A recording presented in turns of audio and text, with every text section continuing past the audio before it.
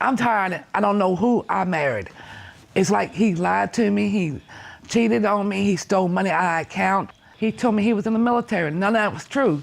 So I'm tired today. I'm ready for a divorce. Boom. That was Mrs. Webster. Devastated, disgusted, and done. And it only gets worse. Fake military background, secret cheating apps, nude pics, and a hidden child the court had to force him to support. Welcome back to Catfish on Duty, where the mask gets ripped off in front of the whole world. If you're tired of frauds getting away with lies, hit that subscribe button. We don't do sugarcoating here. This wasn't just your average divorce court meltdown. This was a masterclass in deception, and the unraveling began with a photo and one big fat lie. Mrs. Webster met her husband Richard online during a lonely time in her life. She was a single mother of 3 with her kids grown up and gone, so she turned to dating apps like millions do. That's when Richard slid into her DMS, playing the role of hero soldier. His profile showed a man with a military background. Marine Corps, he said. Strong, honorable, disciplined, just what she thought she needed. But it was all a lie. The truth? The Marine Corps fantasy was lifted straight from Call of Duty and his military gear, straight from Goodwill. Yes, Goodwill. The deception was so deep she only found out the truth because her cousin ran a background check. The photo didn't match, and the military story, total fiction. But instead of walking away then, Mrs. Webster says she forgave him. That one decision?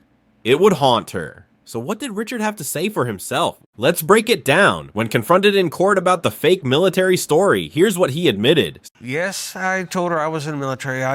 Because we met on a date and so I was just trying to impress her. Seriously? Even the judge wasn't having it. Well, you could impress her with being a man of honor, not pretending to be a man of honor. When confronted about cheating, his answer wasn't much better. Here's the moment Mrs. Webster exposed it. The day before New Year's, I get a text message on Facebook Messenger from a guy named Keith. Don't know who Keith is. Telling me my husband's been cheating with his wife. And Richard? His defense? What can I say? I did it.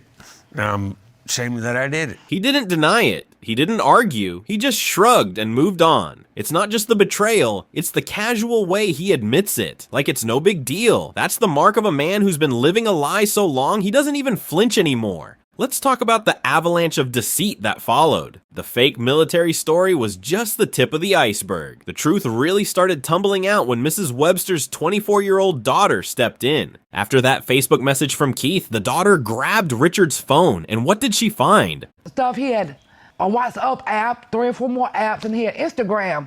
He was talking to 12 different women on Instagram. That's 12 different women, all while married. And just in case you thought it was limited to texts. My daughter saw new pictures on his phone, but we didn't give you that.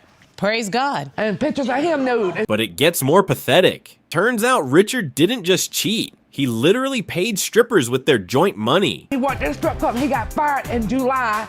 He was taking our money out of our account and giving to strippers, and he was drinking on the job. Let that sink in. He lost a job at a strip club for being unprofessional, then got drunk, then stole money, and when asked why he cheated... Don't show me affection.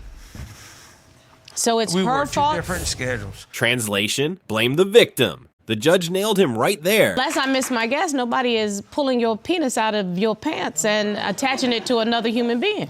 Mic drop. This isn't a man in crisis. This is a man completely comfortable living a double life. The lies continued. The cheating continued. Even the finances were a mess. Mrs. Webster begged for one thing, access to his phone. But after 5 years of marriage, she still didn't have the password. And you know what he said? He said he don't share his phone password with nobody. Nobody, not even the woman who bought their home. Because here's the brutal truth. Mrs. Webster put $12,000 from her own 401k to buy their house. She couldn't be on the mortgage because of a bankruptcy. So it went in his name. And now she's trapped, forced to either buy him out for $70,000 or walk away. He didn't just betray her emotionally, he trapped her financially. Just when you thought this couldn't get worse, it did. Turns out Richard was hiding more than messages and strip club receipts. He was hiding a whole child. Mrs. Webster recalls it vividly. 2019, we lived in Nichols, South Carolina. Get your facts straight. Excuse me, I know what, I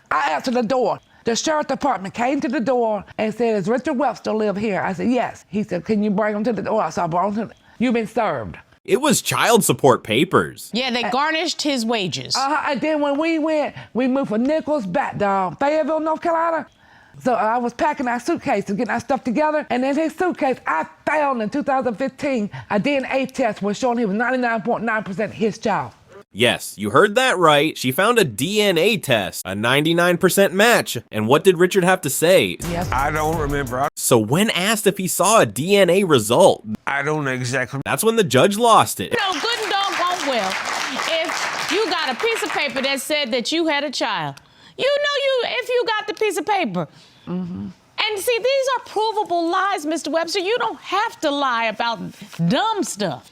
But it didn't stop there. Mrs. Webster confirmed.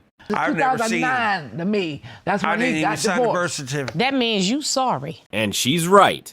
A child isn't in the past. A child is the present and the future. This was a man who abandoned a kid, lied about it, and hoped no one would find out. He got caught and still had the nerve to play dumb in front of the court. By this point, Mrs. Webster had nothing left to say except for one final move. She brought the divorce papers, already signed.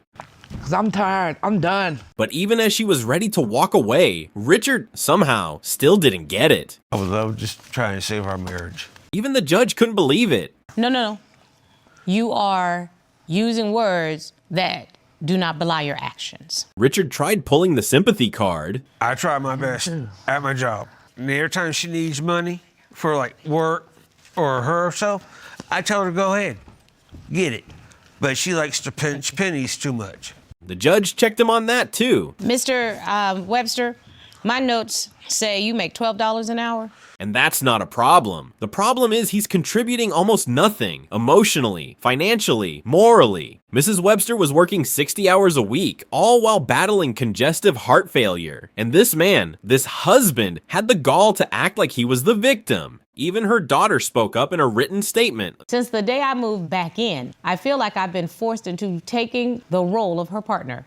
Every day, my mom and I do all the cleaning, the cooking, everything is on us. And remember, my mom has congestive heart failure. The judge said it clearly. You got a sorry husband. You do not need to keep him. Boom, gavel, done. This wasn't just a divorce case. This was a full public dismantling of a man who lied, cheated, deceived, and emotionally drained a woman who gave him everything. He lied about being a veteran. He cheated with multiple women and didn't even try to hide it. He got fired from a strip club. He drank on the job. He sent nudes, and he hid a child until the courts forced him to own up. Mrs. Webster lost her savings, nearly lost her health, but she didn't lose her voice. And with one signature, she took her power back. Want more truth bombs like this? Hit that subscribe button, because sometimes reality hits harder than fiction, and we're here for all of it.